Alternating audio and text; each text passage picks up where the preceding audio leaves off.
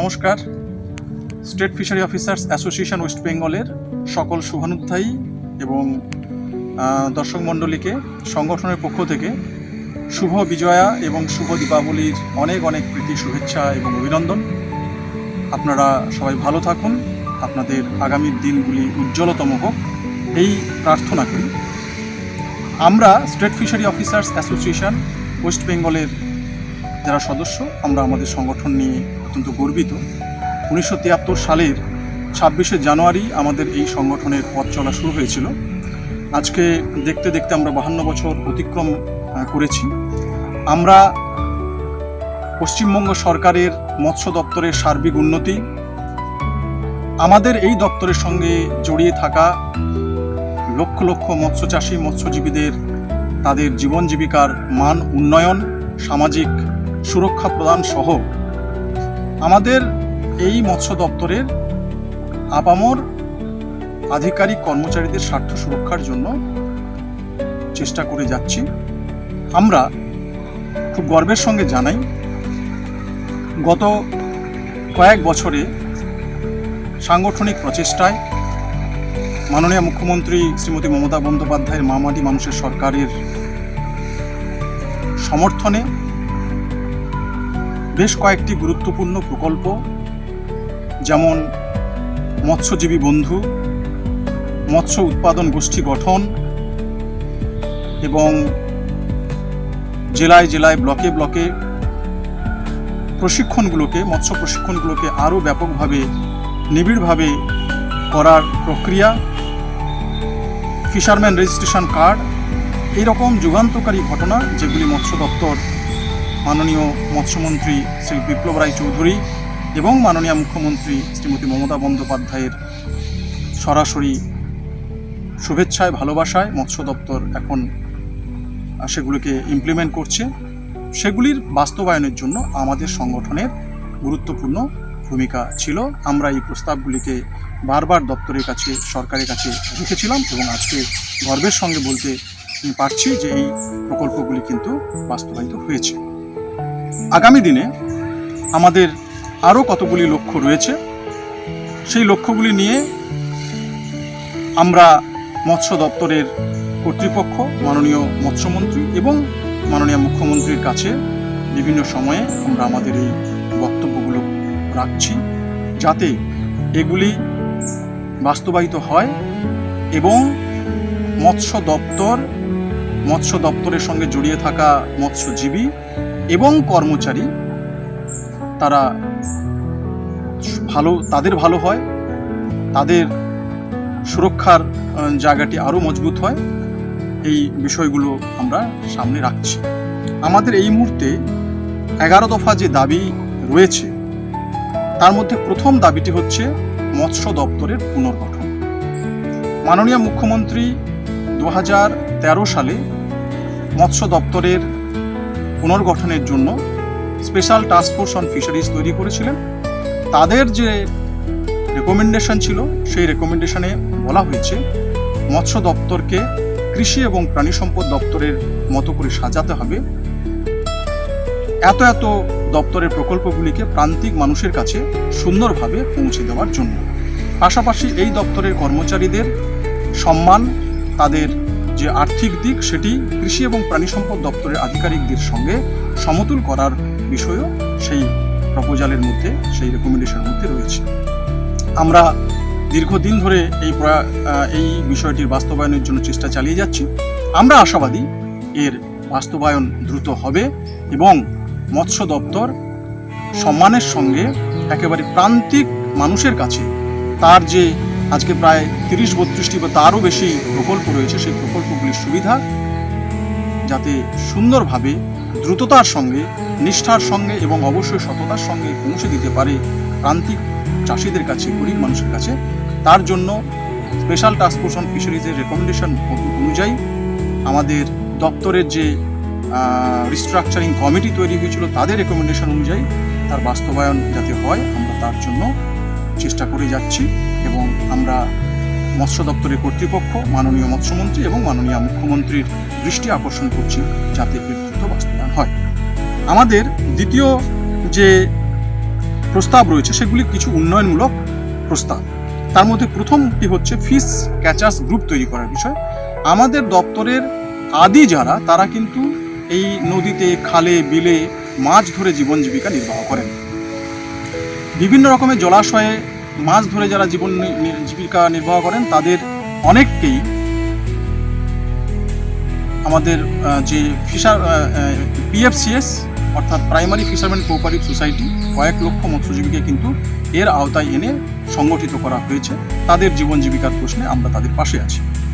কিন্তু যারা নদীতে বিশেষত মাছ ধরেন, নদী, খাল, এইসব জায়গাতে, বহতি নদীতে মাছ ধরেন এবং এটাও একটা কয়েক লক্ষ মানুষের সঙ্গে যুক্ত আছে, তাদেরকে এখনো পর্যন্ত আমরা সংঘবদ্ধ করতে পারিনি এবং তাদেরকে সহায়তার জায়গাতে আমরা খুব একটা বেশি সহায়তা দিতে পারিনি। সেখানে তাদের ফিশারম্যান রেজিস্ট্রেশন কার্ড হয়েছে, তাদের মৎস্যজীবী বন্ধু প্রকল্পে তাদের মধ্যে আনা হয়েছে, কিন্তু সংগঠিতভাবে তাদের প্রয়োজনীয়তার কথা মাথায় রেখে সেই রকমের প্রকল্প যাতে বাস্তবায়িত হয়, সেই জন্য আমরা ফিশ ক্যাচার্স গ্রুপ তৈরির প্রস্তাব রেখেছি দপ্তরের কাছে। FFDA দ্বিতীয় আমাদের যে উন্নয়নমূলক প্রকল্পর যে প্রস্তাব, সেটা হচ্ছে FFDA এর যে আগে পুকুরগুলি সংস্কার করার বিষয় ছিল, সেই পুকুর সংস্কার, সরকারি অনুদান সহ পুকুর সংস্কারের যে প্রকল্প, সেই প্রকল্পটি দীর্ঘদিন ধরে নেই। এতে পুরনো পুকুরগুলিকে রক্ষণাবেক্ষণ করার ক্ষেত্রে অসুবিধা হচ্ছে। আমরা এই FFDA-তে আবার 1 ফুট, 2 ফুট বা 3 ফুট প্রয়োজন ভিত্তিক মাটি কেটে মাছ চাষের মাধ্যমে পুকুরগুলিকে সুষ্ঠু ব্যবহারের জায়গাতে আমরা সেই একটা প্রকল্প বিষয়ে আমরা আমাদের প্রপোজাল রেখেছি। আমাদের রাজ্যের প্রায় 321টা ব্লকে ল্যাবরেটরি কাম ট্রেনিং সেন্টার হয়েছে, সেগুলি রক্ষণাবেক্ষণ যাতে ঠিকঠাক হয় এবং নিয়মিত তার জন্য অনুদান, প্রয়োজনীয় সরকারি যে টাকা পয়সার প্রয়োজন হয় সেটা অ্যালটমেন্ট, এবং সেখানে যাতে যে টেস্টগুলো প্রয়োজন, জল এবং মাটির টেস্টগুলো প্রয়োজন, সেগুলো যাতে ঠিকঠাক হয় তার প্রস্তাব আমরা রেখেছি। কয়েকটি ফার্ম রয়েছে আমাদের, যে কালিম্পং ডিস্ট্রিক্ট আছে সেখানে রিয়াং ফার্ম রয়েছে, সেই রিয়াং ফার্মটির সুন্দর করে যাতে আমরা ব্যবহার করতে পারি সেই বিষয়ে আমাদের প্রপোজাল রয়েছে। কালিম্পংয়ের ADF অফিসটি দূরবর্তী জায়গায় রয়েছে, রিয়াং ফার্ম এটা একটা সাইডে রয়েছে, আমরা তার সেই অফিসটিকে কালিম্পংয়ে আনার জন্য প্রপোজাল দিয়েছি। সরকারি সহায়তায় যাতে ইলেকট্রিক পায়, ইলেকট্রিসিটি সাবসিডি সহ এখন বিভিন্ন রকমের চাষে আমরা এরেটারের ব্যবহার করছি, সেখানে ইলেকট্রিক এক্সপেন্ডিচার একটা বেশ বড় রকমের এক্সপেন্ডিচার, সেখানে যাতে সহায়তা পায় তার জন্য আমরা প্রপোজাল রাখছি। গ্রাম পঞ্চায়েত লেভেল পর্যন্ত আমাদের প্রশিক্ষণগুলিকে নামাতে হবে, সেই প্রস্তাব আমাদের রয়েছে। এবং বর্তমানে বহু দপ্তর যে কোনো রকমের সরকারি প্রকল্প ইমপ্লিমেন্টেশনের ক্ষেত্রে তারা কিন্তু পোর্টালের উপর বেস করছে, অনলাইনে বিভিন্ন রকম রিপোর্ট রিটার্ন হচ্ছে। আমরা দপ্তরের কাছে প্রস্তাব রেখেছি যে অনলাইন পোর্টালের মাধ্যমে যাতে বিভিন্ন রকমের প্রকল্পগুলির রিপোর্ট রিটার্নগুলো আমরা করতে পারি, যেগুলো রেকর্ড থাকবে সারা রাজ্যের যে কোনো ক্ষেত্রে, যে কেউ বিভিন্ন ব্লক, জেলা, রাজ্য পর্যায়ে যখন যে প্রয়োজন মনে করবে যাতে সেই রিপোর্টগুলি দেখতে পারে, সেটা কিন্তু ইমপ্লিমেন্টেশনের এবং এক্সিকিউশনের ক্ষেত্রে সুবিধা হবে, সেই প্রপোজালগুলো আমরা রাখছি। এই ডেভেলপমেন্টাল যে প্রপোজাল, সেই প্রপোজালের মধ্যে এগুলি রয়েছে। এর পাশাপাশি আমাদের আরও বেশ কতগুলি প্রপোজাল রয়েছে, সেই প্রপোজালগুলো নিয়ে আমরা পরবর্তী ভিডিওতে আপনাদের সামনে তুলে ধরব। আমরা শুধু এটুকু বলতে চাই, SFOWB মৎস্য দপ্তরের উন্নতির জন্যে, মৎস্যজীবীদের তাদের আর্থসামাজিক বিকাশের জন্যে আমরা ভীষণভাবে চেষ্টা করে যাচ্ছি।